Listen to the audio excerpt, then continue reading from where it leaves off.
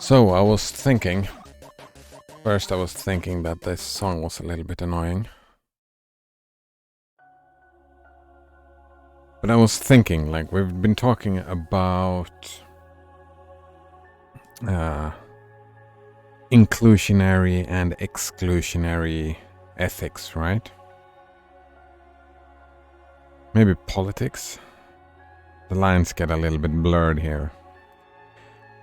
But I've been saying that my disagreement with the exclusionary ideas, like for example, trying to exercise someone having bipolar and like something like that. The problem with that is tribalism, right? That we divide humanity into groups, and those groups, the violence increases between those groups because we are so different. But interestingly, it's actually, this is going towards an argument for segregation, which I thought I would never do. Like, when we look at people, we are tribalistic. That is what we are. We divide people into in groups and out groups. It is us and them. That is how we work. So far. I mean, maybe we can change. That's like, even me, when I'm saying inclusionary, that is just treating humans as one group. Right? Having more tiered groups, including everybody within an us group, so to speak. Even within that group, we have, like, think about everybody, like, if it's all post hoc, right? These political judgments and value judgments, which it's not all post hoc, but a lot of it happens. It's based on emotions and like stuff that we don't have control over. So we would have to assume that people, there will be for the foreseeable future, we would have to assume that people will develop exclusionary ethics. Right? Somehow. Like, we have religious people that stay in their in-group and try to exorcise, do exorcisms on people that don't fit in. That's an extreme example, right? But we would have to assume that people are gonna be like that. I remember when I grew up, us metalheads were very exclusionary. Like, even within different types of metal genres, like my genre is better than your genre, that kind of way. Like, that type of ethics and behavior is gonna be, we gotta assume that is gonna continue happening for the foreseeable future. So any inclusive ethics, any inclusive ethics, let's call it that, like any way to being inclusive would have to include the exclusive people. Right? So how do we do that? We segregate. We put the groups, we try to organize humanity so that the Christians that would go as far as to pull an exorcism on a person with bipolar, just separating the bipolar person and putting the bipolar person in a group that suits the bipolar person, because there is always a group for everybody, right? Nobody's ever alone in their thoughts or their personalities and how they want to live their life. Nobody's ever alone. Well, except for the hermit who wants to be alone, I suppose.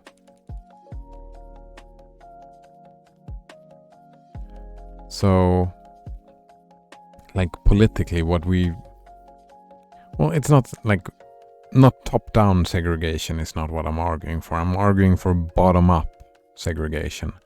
So what we do is that politically is that one tries to encourage movement.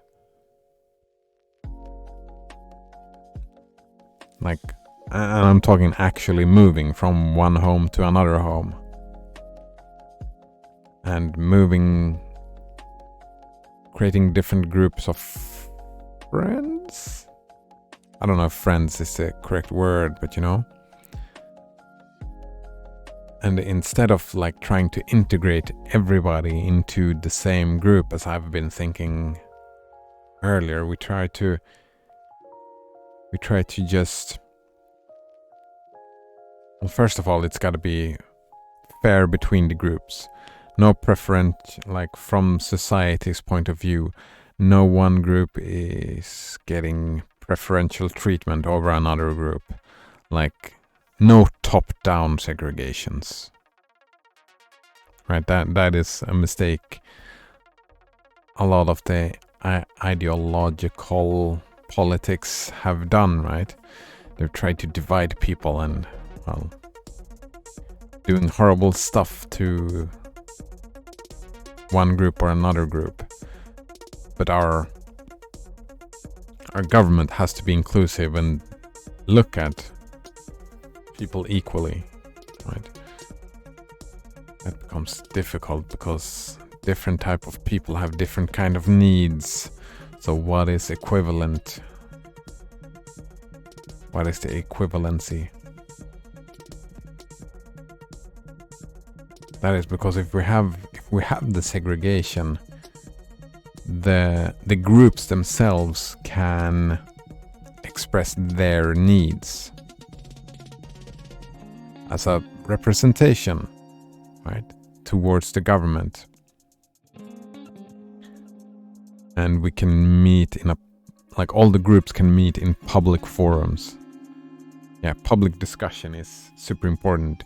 There has to be meetings between the segregated groups, right? There has to be, because we're like, however much we want to change, or the exclusionary people want to believe it, like, we're all humans, we're all part of the same society, right?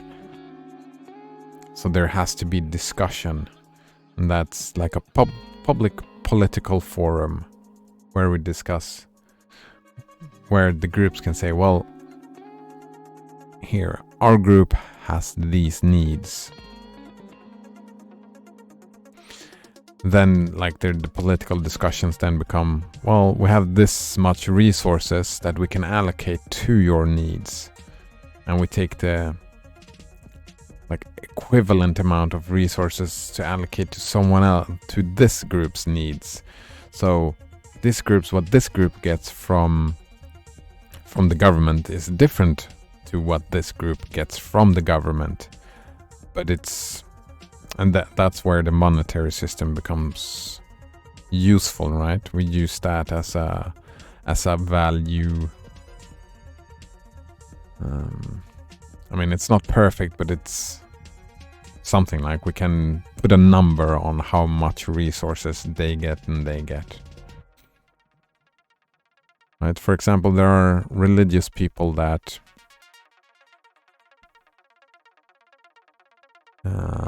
would never go to the hospital, for example, because, well, they don't believe in science, so therefore they wouldn't need to use medicine, right? So we could make an adaptation that they don't have any access to medicine or hospitals because that is not the needs of that group. This might be an extreme example, but it's also a useful example. Because if there actually are people like that, and there are, then one could also argue that, like, this group of people, they don't have that access, and they also don't have to pay those taxes that goes towards universal healthcare, right? Yeah, it's a Colgate on Tap. He says they don't believe in any science. That's like my imaginary group, right? An imaginary group. They don't believe in medicine or hospitals or whatever. They don't believe in that.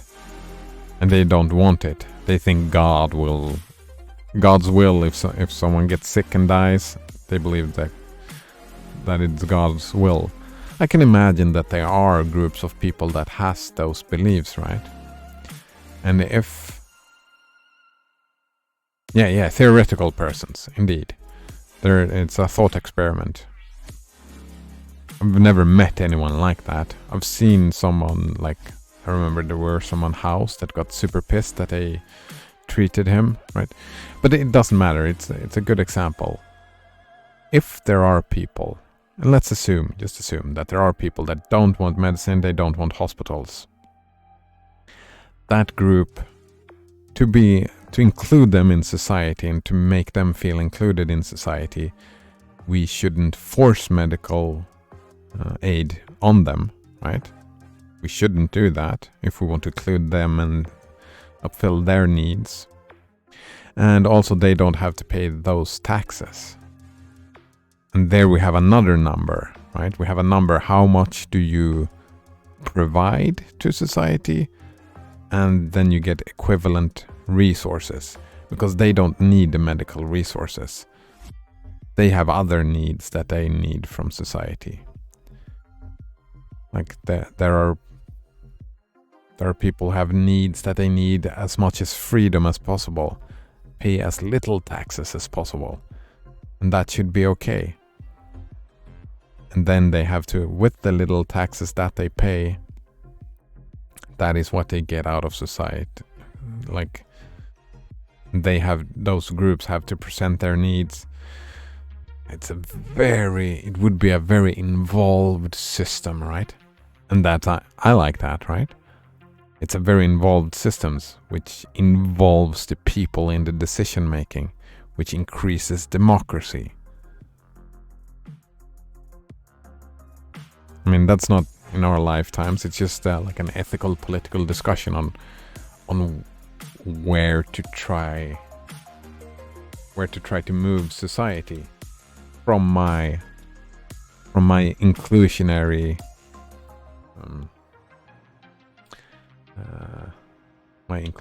ethics, right? It comes from, if I want to have inclusionary ethics and politics, and we assume that people are gonna have exclusionary ideas, worldviews, wants, they are gonna have that. There are people who are gonna have that ethics, which I think is safe to assume. I'm pretty sure it's safe to assume. And assuming that, how can we include all those people? That there has to be some sort of segregation, right? The tribalism, like a way to mitigate, to make sure that there is no violence. And how do we don't create violence between the groups? We don't force one group's ideas on another group.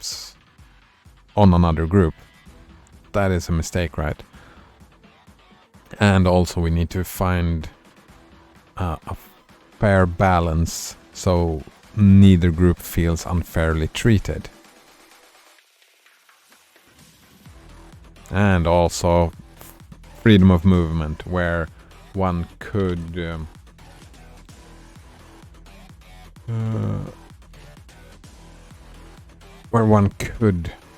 move between the groups easily enough.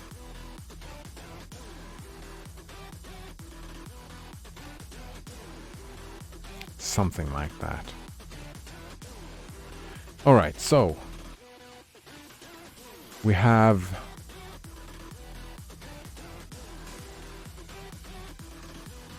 I have what I have done so far with Xdo tool is that I have a script. It's not in here, it's in my script folder, but I can from D menu, I can Xdo mouse location, have that script. It says there, it's D menu. It's kind of small, but it's right there on the top, right over me. In a little blue, it says Xdo mouse location. So I run that script. And what this script does is it puts my mouse location right here at the bottom of this file. So we can actually, I can show you the cat mouse location, and that is where I was, right? It adds it to the line. That's the X, Y, it's what screen I'm on.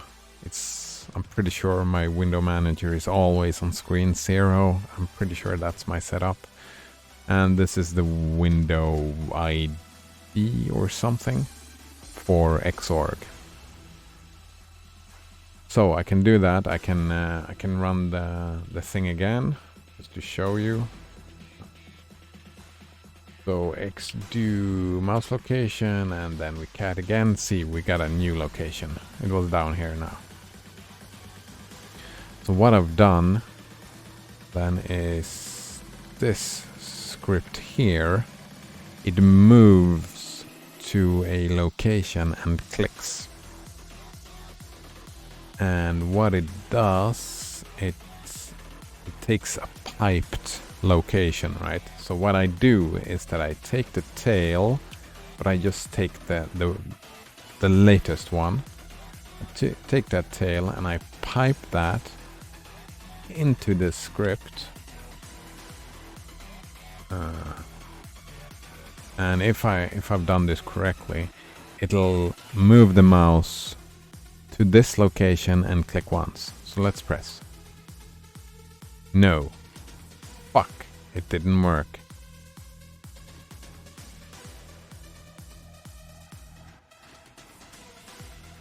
Why didn't it work? I was pretty sure it was gonna work. So, let's find out why it doesn't work.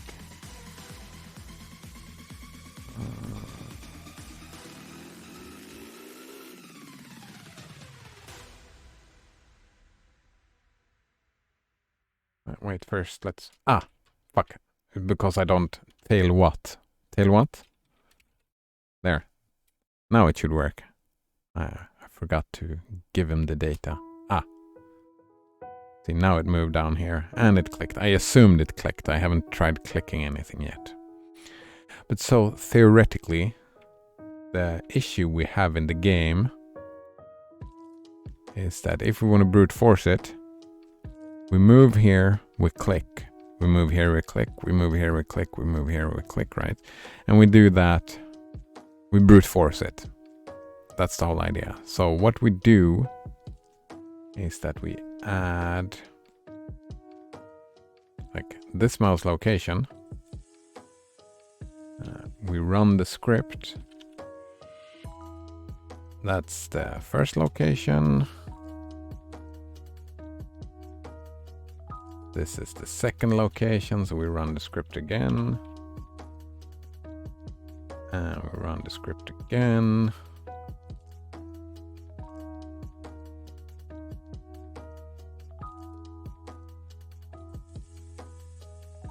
All right, so now if we cat the mouse locations, these should be the locations that we need for pressing all of these.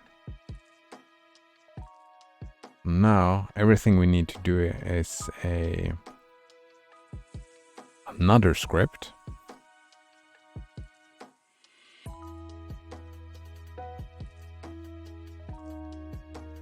Yeah, we take another script that takes this location and put it as a variable. Yeah, we need all of these, collect all of these as variables, and then we just make a for loop, a nested for loop, where we nest all of these in each other and we do them 10 times over. That is gotta work, right?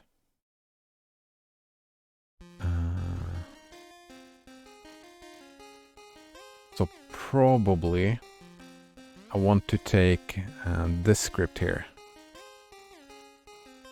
Right, X to click, just move and click. Yeah, I probably want that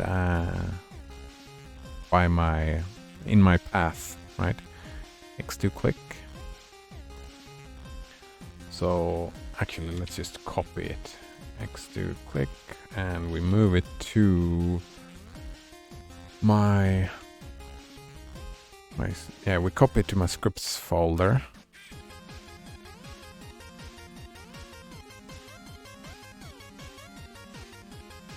Because I want to use it I want another script, right? Both of those are scripts that we want to use. We want to grab the mouse location, and we want to be able to move to a location and click that location.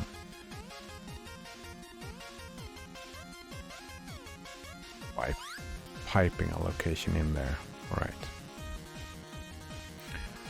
So what we do then is that we create another script here.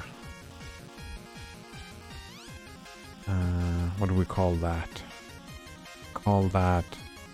We give it the name, right? We call it a burn loop. Because it's to burn in memory and we want to loop over it. And that's an sh script. So, we shebang it.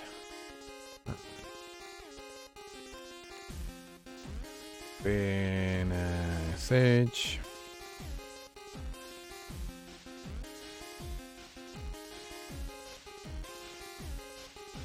So, copy that. We want to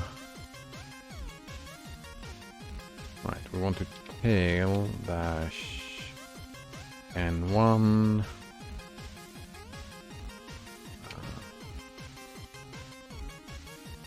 and what's it called again?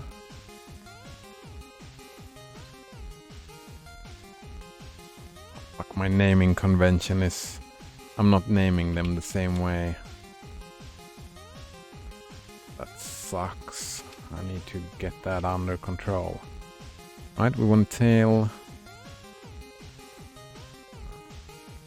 that one, but we want to save it as a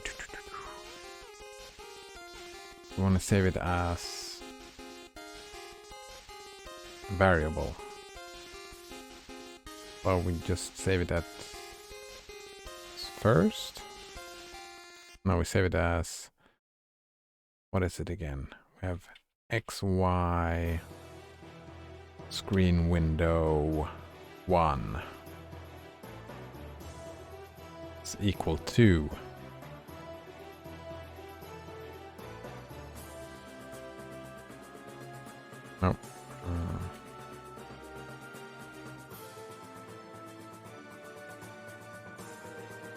what tail does, asks Colgate in on tap. It takes it just prints tail as regular. It just takes the last 10 lines of file. It's the same as head. You know, head takes the 10 first lines, tail takes the 10 last lines.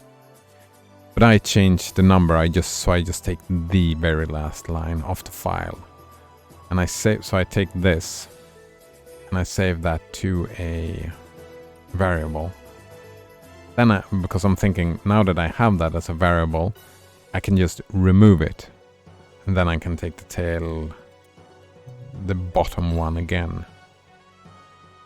So after I've been taking this, I want to remove the last line. How do I do that?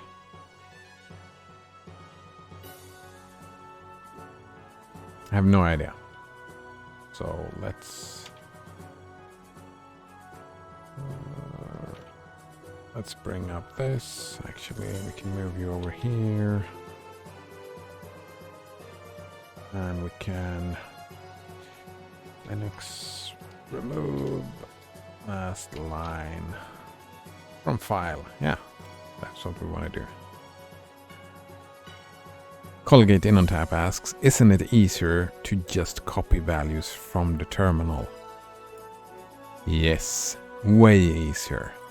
However, it's not reproducible. Like, this is my first ever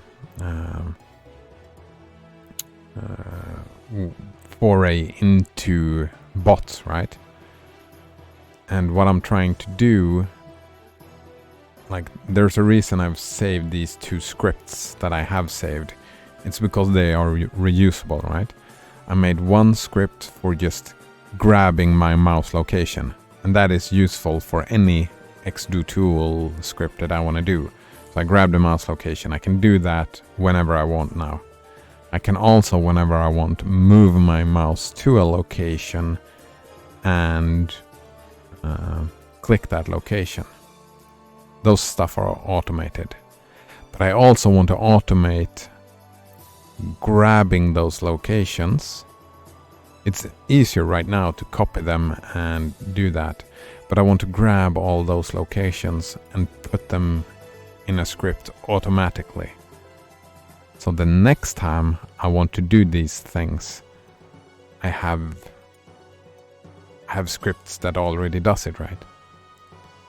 And it is, as you said, it's a good practice for practicing xdotool. So part of it is me practicing scripting, and part of it is that I want to be able to reproduce it, not do the manual work myself. I want the computer to do it all. I'm guessing sed is the best way to do it. Let's see if Stack Overflow agrees. Yeah, sed. There we go. Sed. All right. The -i means in place, so we do it to the file, and you just give it. Oh, that was super easy, right? So what we do is just z-i,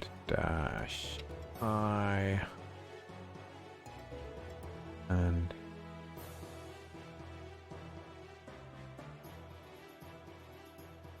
oh, that's just delete. Yeah, we just delete the last line from that very same. Oh, no. Yank that, we put it in.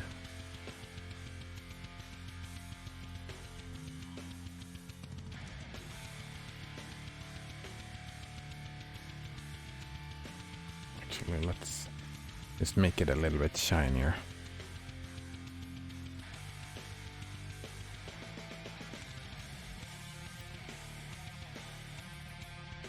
Let's see. You could do a script for that as well, says Colgate in OnTap. It's probably reusable as well.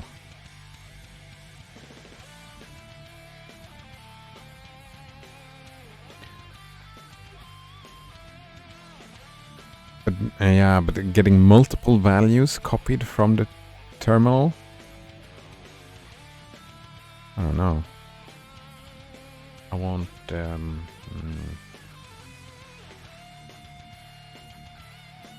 I kind of like saving it to a file. Location path. Actually, let's do that. Loc path is equal to that, and then we just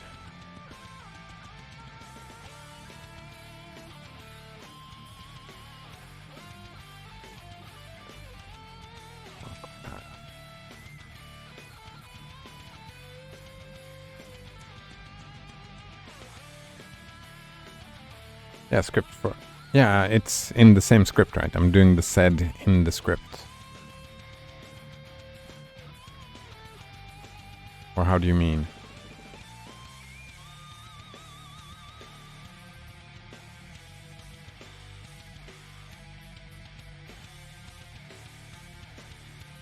And here we go. So far, this script, it takes the last... takes the tail from this path and it saves it to a variable and then it deletes it. And we know we want to do that 4 times. So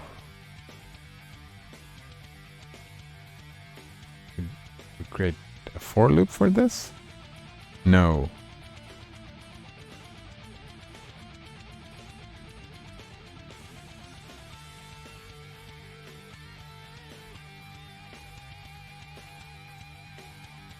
Unless there's some way to change the variable name in every iteration of the loop.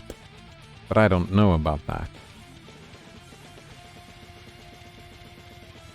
Oh, right. Colgate InnoTap points out that you could do a separate script for the sed thing and then use that script inside your main script.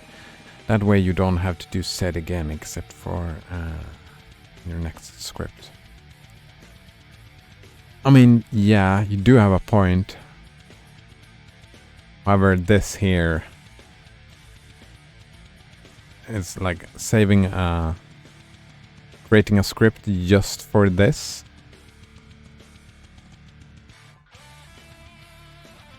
It's a bit much.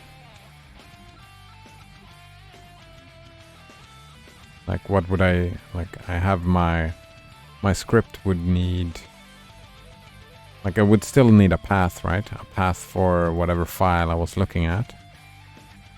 So it would just be this part would just be replaced by my script name. So I could probably, but it seems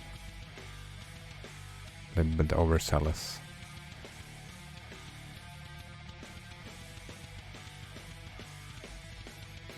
Okay, but I'm thinking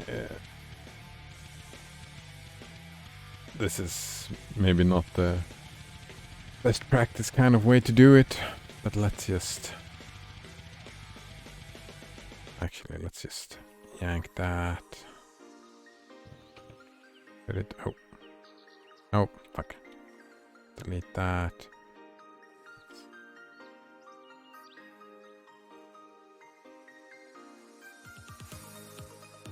We're just doing this 3 times, so let's just skip figuring that out.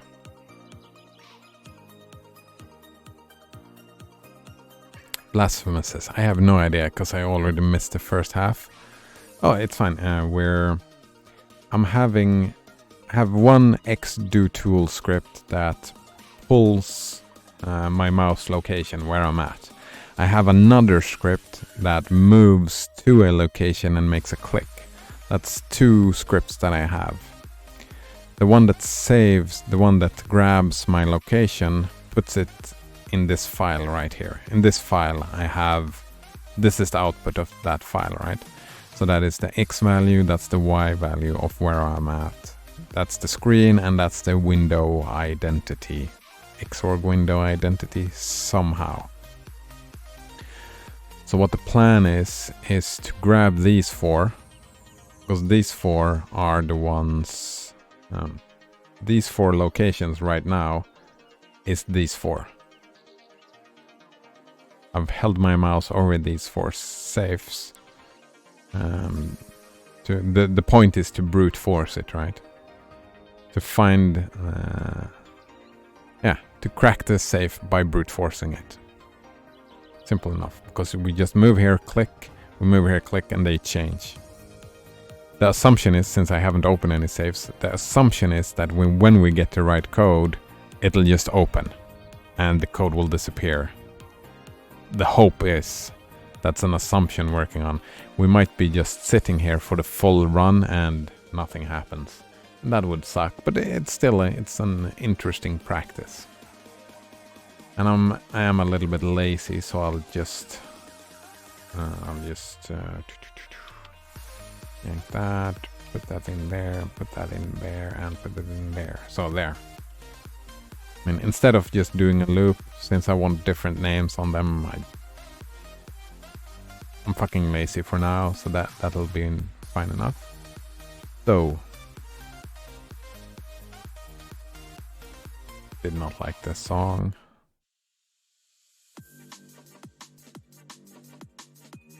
Oh, fuck. Actually, I don't want to get all these locations again, so we do this, we copy mouse location to this, to mouse location, instead of temp we call it test. So now we have 2 copies. We can change here, so I don't have to do the thing again. Change this to test. Gotta test so it works, right? Oh, right, we gotta quit that one, and we need to make it executable. There we go. All right, now it's executable, right? Yeah, the burn loop is executable. So what it does is that it takes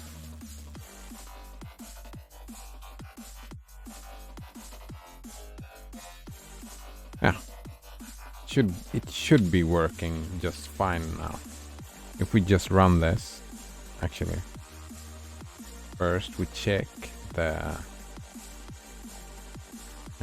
it looks like that, and then we run it.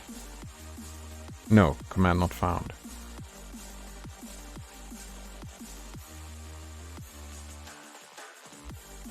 All right.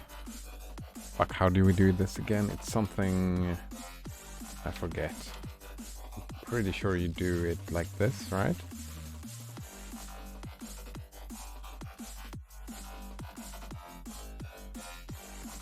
Yeah.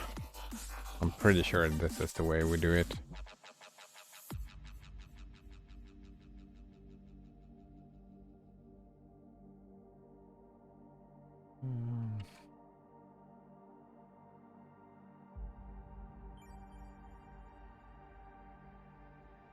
Actually, double check. No, it did remove them. It worked. Oh. Yeah, the sed commands worked. But it did not save the variables. That is what happened. But then what we do is that we copy to this again. And now we have them back. And we try again, right? Blasphemous says, my head hurts, but this looks fun. It is kind of fun. And feel free if I'm moving too fast. Like, some stuff might only be happening in my head. I'm trying to verbalize what I'm doing and what I'm thinking. But if you're not following along, please say the word. Because it's like, it's not only for me, it's for you as well, right? I want to explain the ideas, what I'm doing. So any questions? Oh, I haven't started that loop yet. This here is just me taking these values and storing them as variables within this script. But the point is I want to loop it 10,000 times. That's the number of stuff we have, right? And the plan is to make a nested loop. Yeah, a nested loop. So it's not a while loop, it's a for loop. Well, it's four for loops within one. Because then after that we should have tried every single one. Oh fuck. How do I stop it? Because I can't. The problem with this Xdo tool is that it cannot collect any input from this window. It cannot gain any information. It won't know when it has cracked the safe. So when it has cracked the safe, I need to be able to quit it, right? Yeah, Control C. But the plan was to run it from D menu. Like having this window open and run it from D menu. I can't. Control C from here, it doesn't work. Not on that script.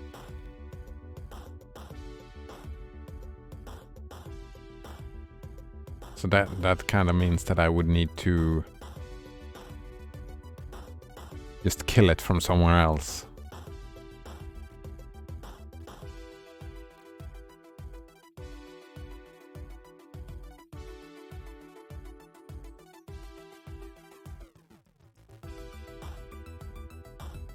Colgate InnoTab says, just switch to terminal when it is done.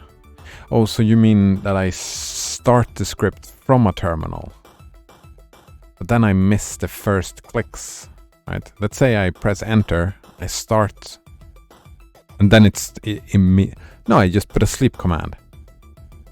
I just put, after this, we just put a sleep command. Colgate InnoTab says you don't.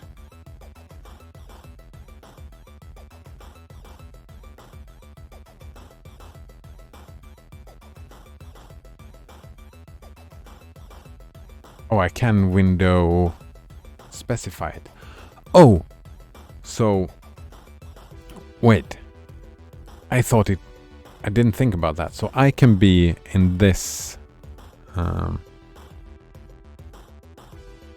like I'm in this here, right? Can I have this script run in this window even though I'm here? No. But I can have it move to this window. But then I have to make it switch. What are these called again? I'm in different the 1 and 3 here. Workspaces. Okay, then I have to have it switch workspaces as well.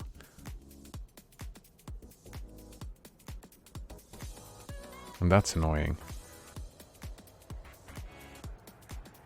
I could just put a sleep, like start it off with a sleep command.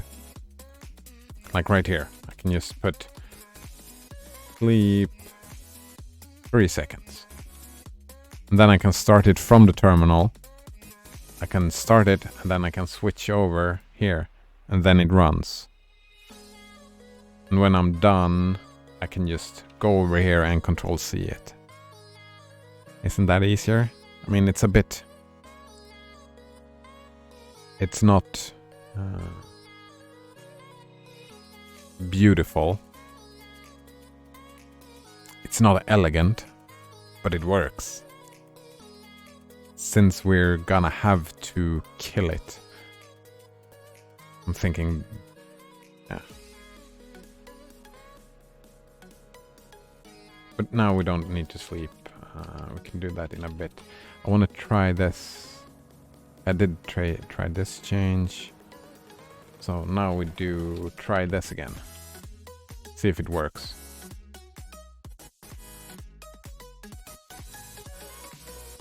Yeah, it works. Double check. It works. And we copy it back.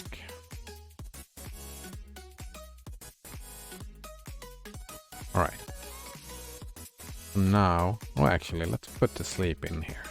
So, sleep 3 seconds. And then we start our loop. How do I start it? I don't think I've done a loop in Bash before. Not a for loop.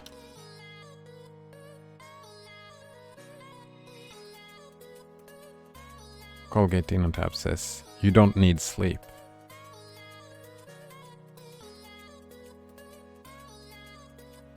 I'm pretty sure I do. Because I have not told it. I have not told it to move over here.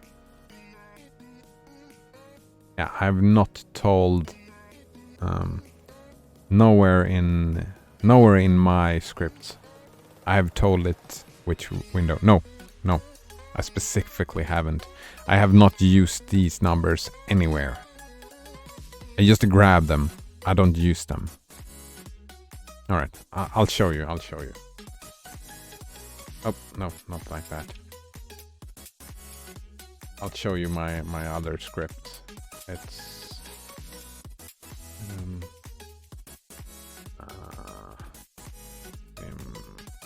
let's do quick. This is the thing that I'm gonna use, right? So this, it just takes the piped input. Then it only takes the X and Y value. It only takes the X and Y value and clicks. Oh, my cam is in the way. Fuck. let's move it over here. All right, here it is. So I take the mouse move, and I only take this. I take all the X, Y, the screen, and the window, but I cut it. And I only use the X and Y value, and I move to the X and Y location, and I click with the mouse button, mouse 1 button. So I do not use the screen or the window.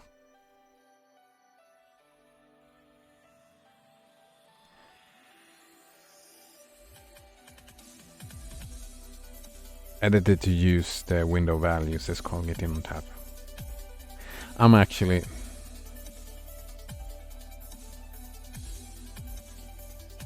But then I would need to, right, like, problem with that is that I would need to change workspace.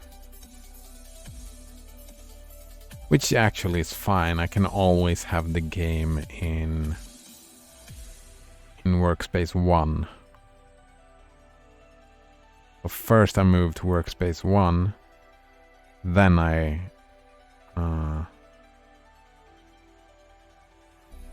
do the click window.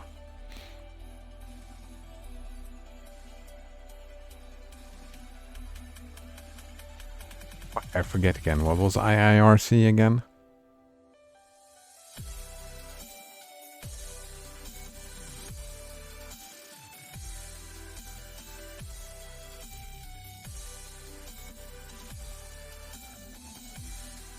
Yeah, it is more elegant than the sleep solution. So let's do that. Let's do that.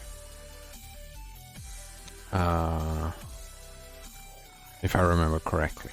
Right. I'm gonna forget it again. But what we do is that... Actually, yeah, let's wait on this. We can finish that later. We can remove that. Thank you, Colgate on Tap. That's very kind of you. So let's open the Xdo tool manual. And we search for mouse move. No. Yeah, window. Specify a window to move to relative to coordinates 0, 0.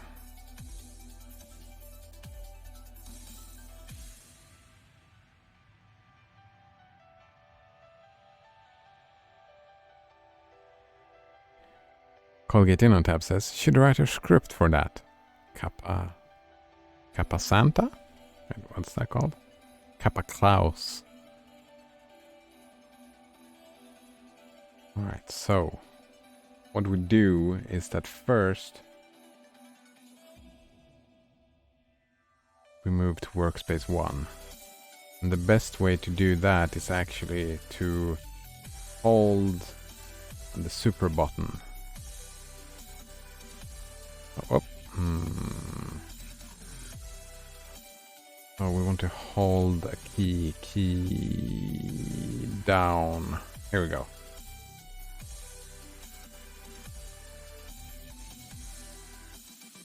So we want to have a... It's just key down, right? Yes. Key down. Xdo tool, key down. Xdo tool, key down. It says somewhere here what it's called. I know that. Colgate In on Tap says, why do you need to change workspace? Alright. I am fairly certain that it won't work. If I am on this workspace and I say that it should do something in another window, I'm fairly certain that it won't work. But alright, let's try it your way. You shouldn't make assumptions. Let's try it out first. Alright, so let's go back to mouse move. Specify. All right, so mouse move.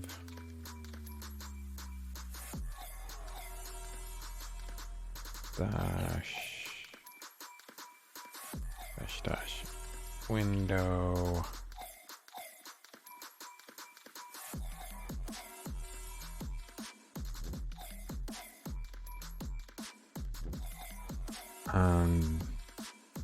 But we need another. I need to do this whole thing again then. Yes.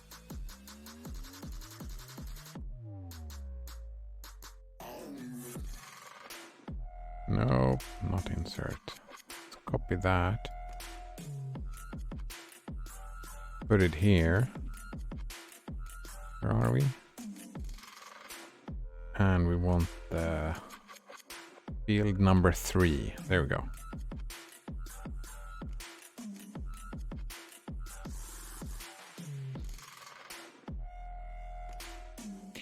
Colgate in on tab says mouse move doesn't need window, only click.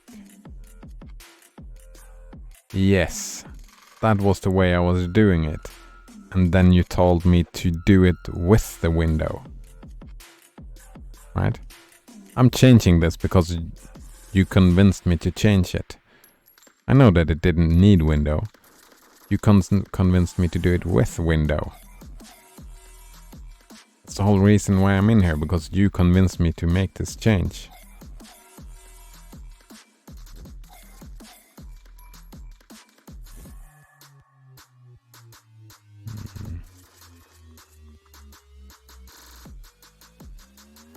Okay, does this work?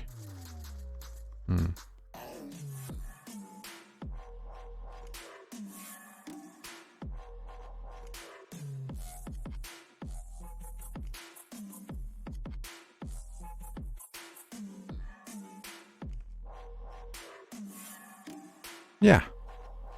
Click. We're clicking. We move the mouse in this window. Oh, you're meaning that we do. But we gotta move the mouse first and then we click, right?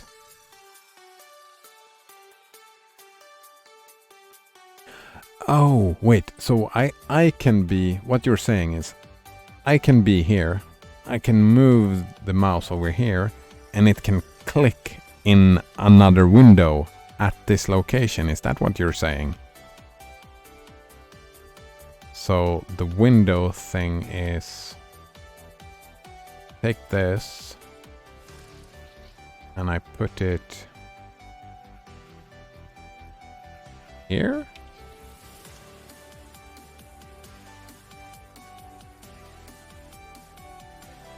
Yes, says Colgate in on tab.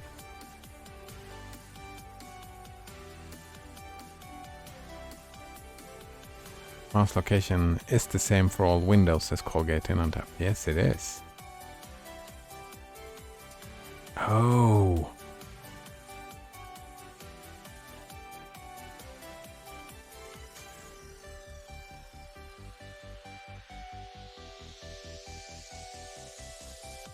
So when this script is running then, can I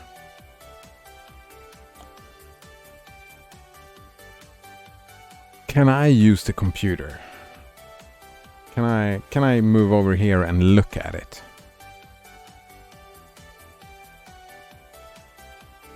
Because I kind of want to see it, right? I need to see it to decide if I want to cancel it, Control C it, right? This song became a little bit annoying. You can, but your pointer is pretty unusual and unusable.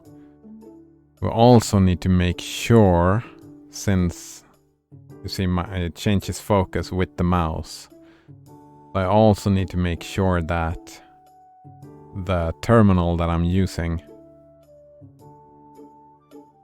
is within where the mouse is moving. So I need to remove this, right? I need to maybe just have a single terminal up running on its own workspace. yeah, it gets its own workspace. There we go. Blasphemous shows up, comes back, and he's showing me how to do a... Well, that's a while loop. But that's a while loop. I'm not looking for a while loop. I'm looking for a for loop.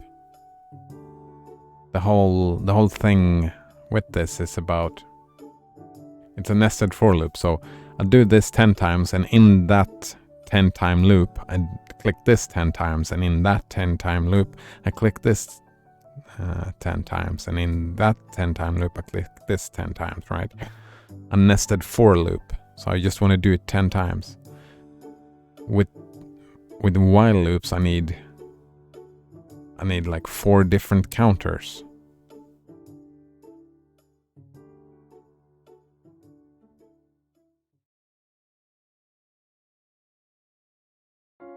I've done while loops before in Bash, I think. Maybe it is better to do it in a while loop. Colgate InnoTab says, back when I played some idle game, I used a computer with a keyboard where pointer moved around wildly and did stuff on the background. Oh, nice, nice. Perfect. So this should be working then.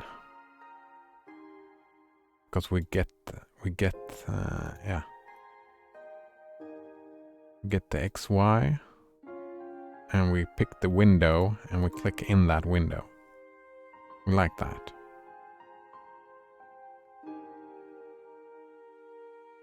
Well, actually, we can try this. We can try this now. Because we do have, since we have the location, and they're all saying 9999, right? So if it works, we should be able to just change this.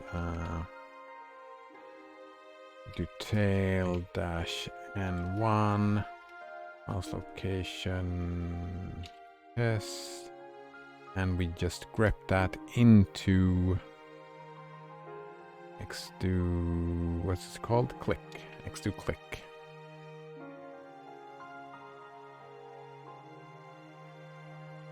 I think it moved.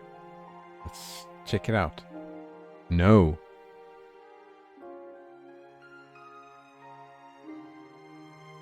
Why not though? Oop.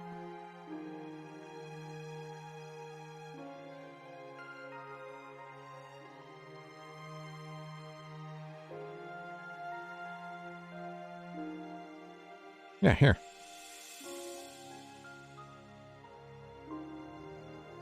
Right? We did save it, right? Do it one more time. Actually, first, let's check this. Yeah, we get that. So we get the window, right? That is our window.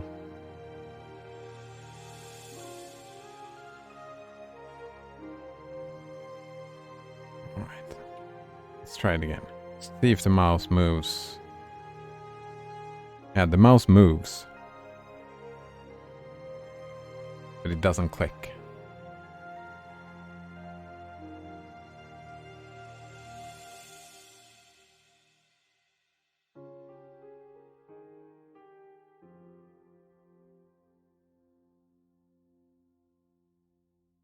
So we get the move, right?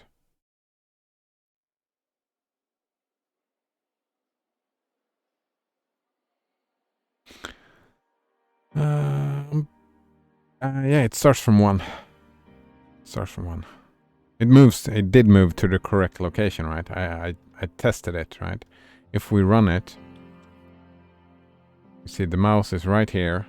And then we move over. I moved it a little bit, but it moved right here. And this is where it was supposed to be moving.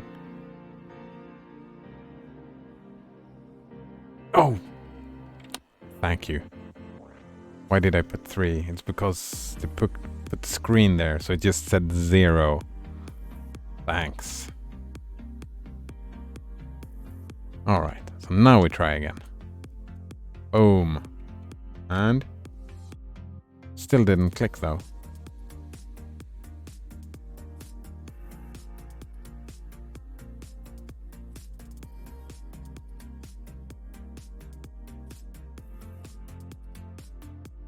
But yeah, that should have been it, right? Try again. The mouse is right there, but it's not clicking.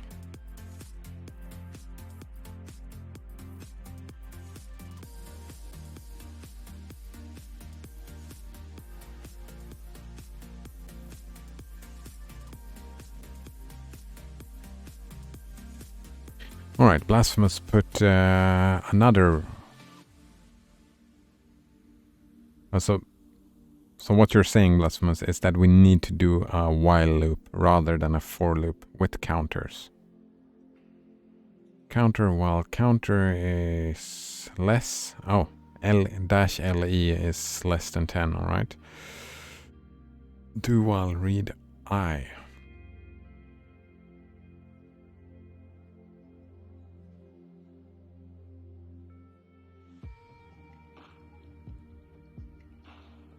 Let's see.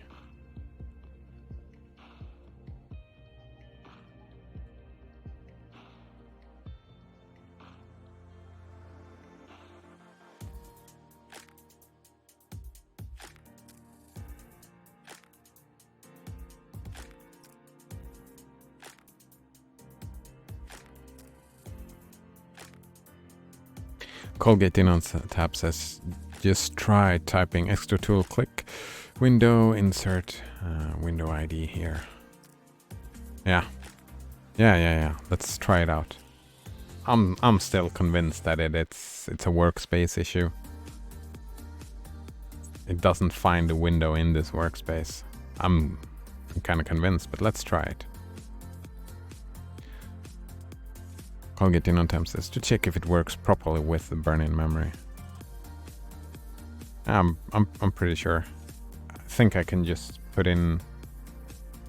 Yeah, we'll see. I'm kind of want to just copy this first. I want to see it in this kind of setting.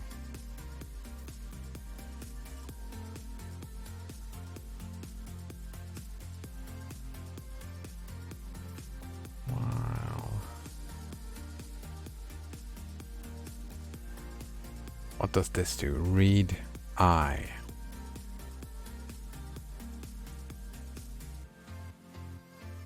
What are we reading here?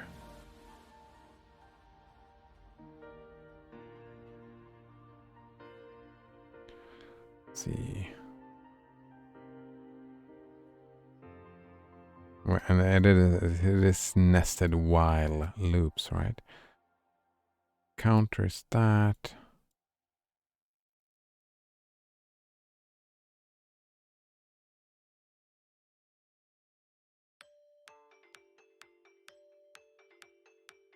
So we have another while, and we read I, and then we do echo I.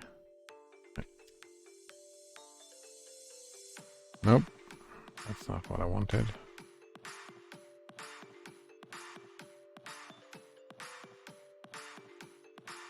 Oh, well, read I.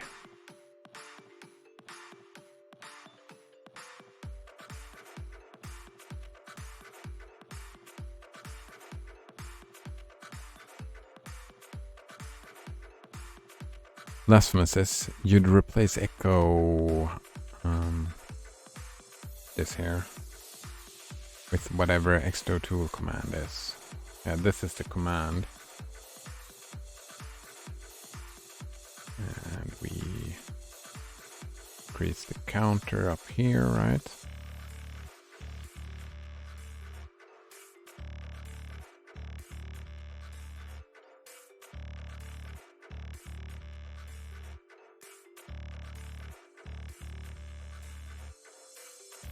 This would be the structure, right? We have a while loop where we count to 10 and we read All right, this is where we read our command. All right, so we do our Xdo tool thing here, which it reads. So while it does the thing,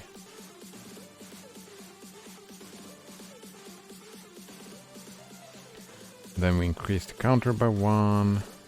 Then we just type out the counter just to help us all out. Then we sleep 1.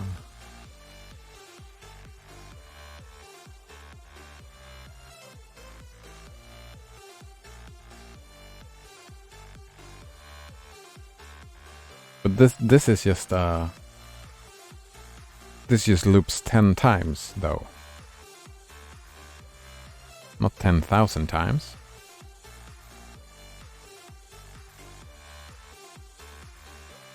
Blasphemous says that this is the line from the text file.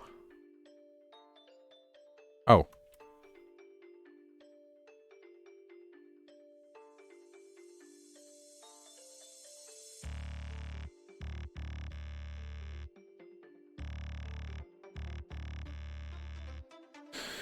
So when the text file is emptied, that is when we stop looping over.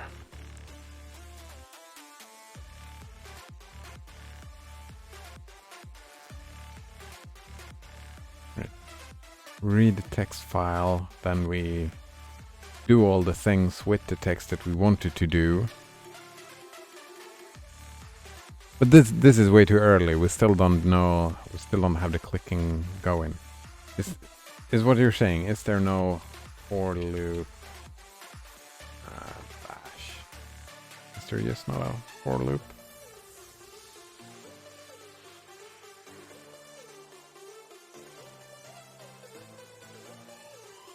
Yeah, why not just use the for loop? And this is a perfect example where a for loop is.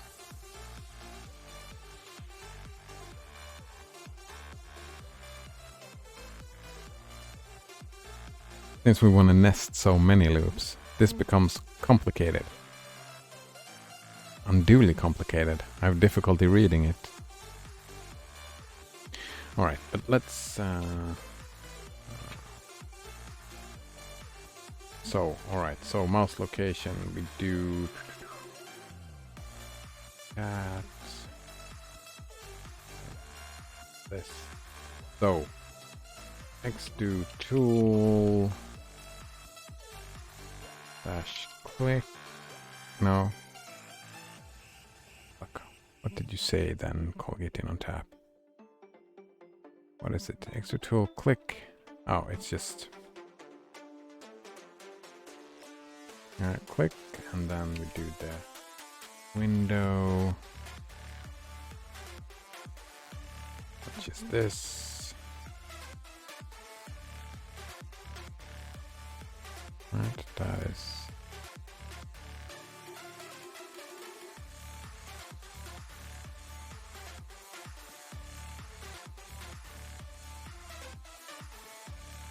Wait though, this is not enough.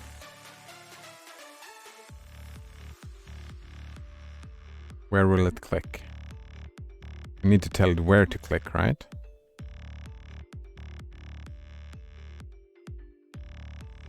Or should I just gamble that it is here somewhere?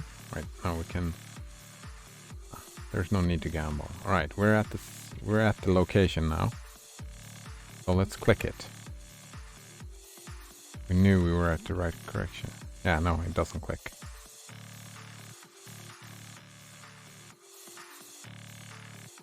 Try it again.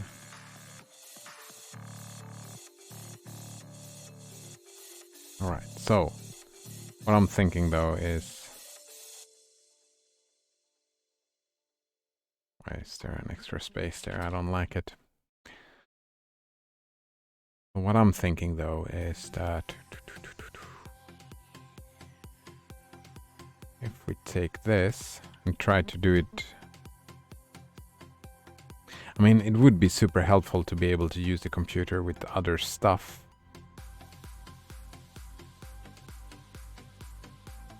But what if we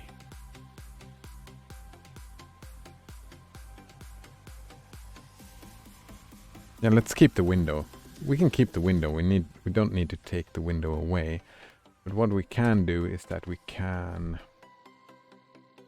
extrude tool, and we can do E down. We can just switch.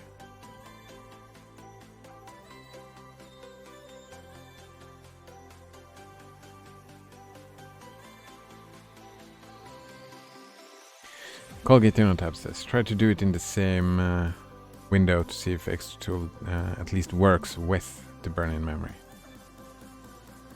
Yeah, that's what I'm doing. Problem with the burn-in memory is so fucked, like I can't do anything from here. So what I can do, however, is I can do tool, down.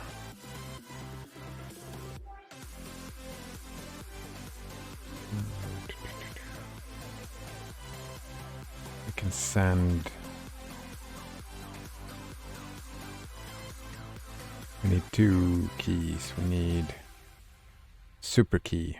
What is it called? Super L? Yeah. Super L and 1. There we go. If the mouse doesn't work, are there keyboard controls to burn in memory? I don't think so.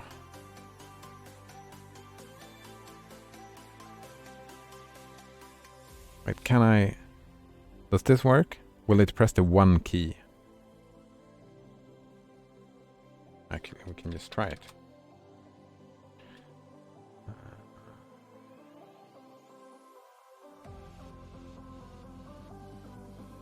Where's it? Did this?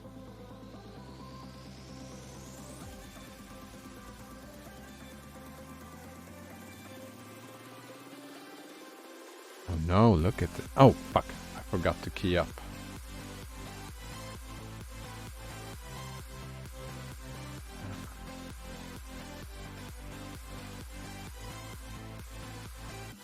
Fuck. Okay, so... Where are we at? Shit. How do I deal with this? I forgot to key up. Keyboard is screwed.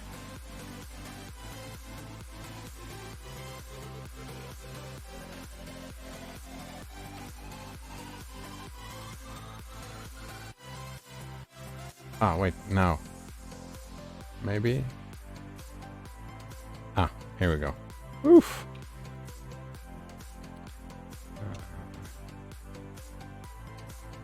Actually, I don't know why I even put key down. Why not just key this? That was what we wanted, right? Key. Yeah.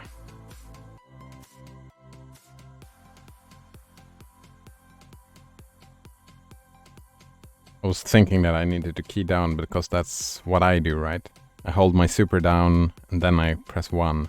But we don't need that with Extrude tool, I don't think. Maybe we should wait. Just like a short sleep. That's 0.0. Just to let the computer work it out.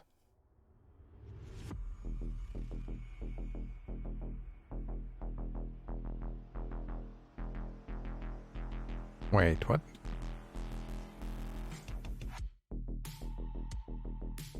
Actually, it seems like key down was a good idea.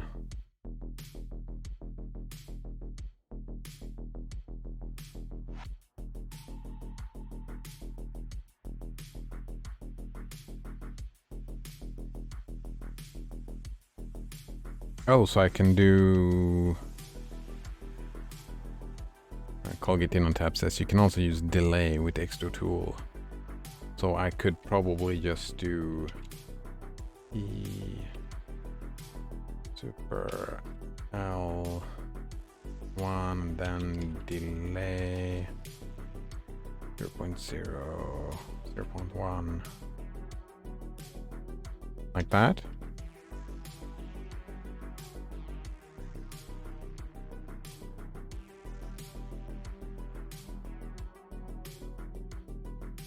But it seemed like that didn't really work though.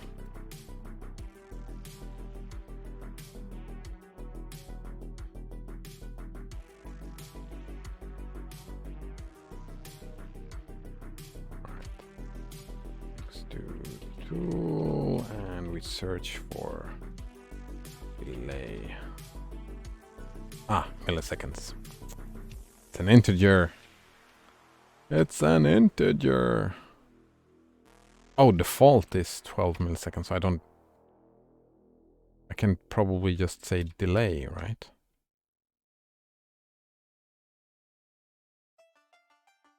Let's try this out. No?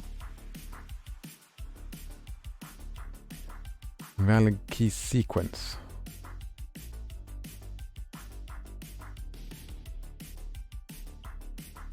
That's kind of weird that isn't the whole point of delay within the...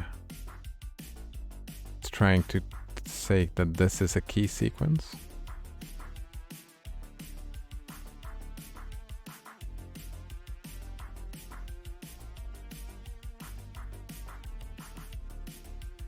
Feels like it's defeating its purpose. Like this thing kind of feels like now we delay before we do the next thing. But instead it treats it as like a key. Like it's continuing the key sequence here.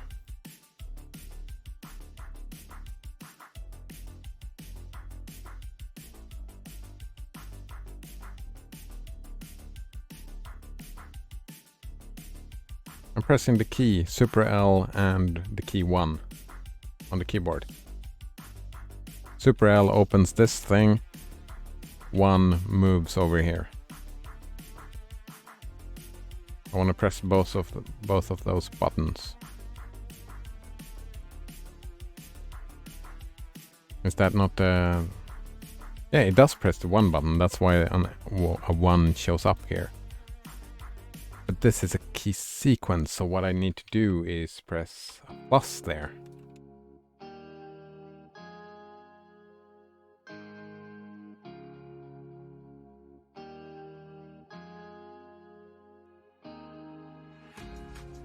Alright, let's try if that was what's screwing me over. Alright. Alright. Now that part worked. Oop. But the mouse move didn't happen. Let's try and skip the delay and see what happens. Oh, it doesn't click though. It did not click.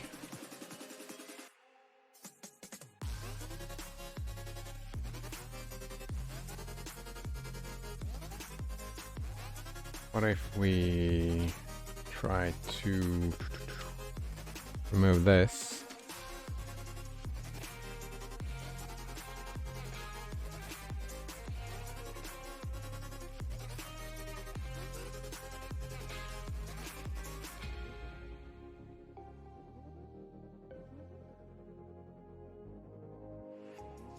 Now it works.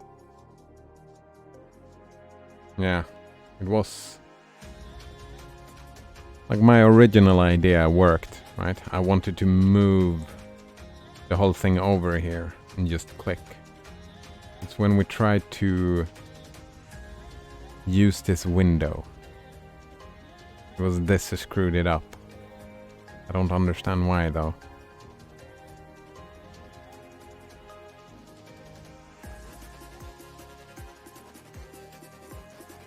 This, however, locks us in, so whatever we run, we have to stay and look at. Which is fine for today. especially since I was gonna go to lunch for 15 minutes ago. What do we got? I mean, we have it now. We just need to loop it over.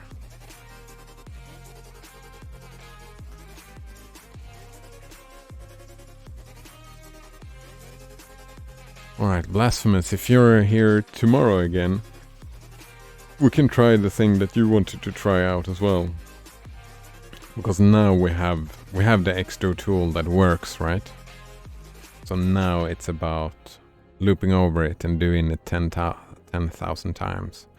You just needed to learn this first. And maybe tomorrow we try to make this work as well, somehow. Because this sounds like great fun. Gives us... yeah, if I could just leave the window, we could do other stuff while we wait, instead of just looking at the script, just doing this. You know, instead of just clicking around. Alright, so we didn't finish, but we are really close. We can hack it together without this, just to make it work. Then there are 2 saves we need to open, so we can try to see if there's some way we can get this part to work as well. Alright. So thanks for hanging out, and also thanks for the help. Thanks for the help indeed. Alright, so see you next time. Cheers.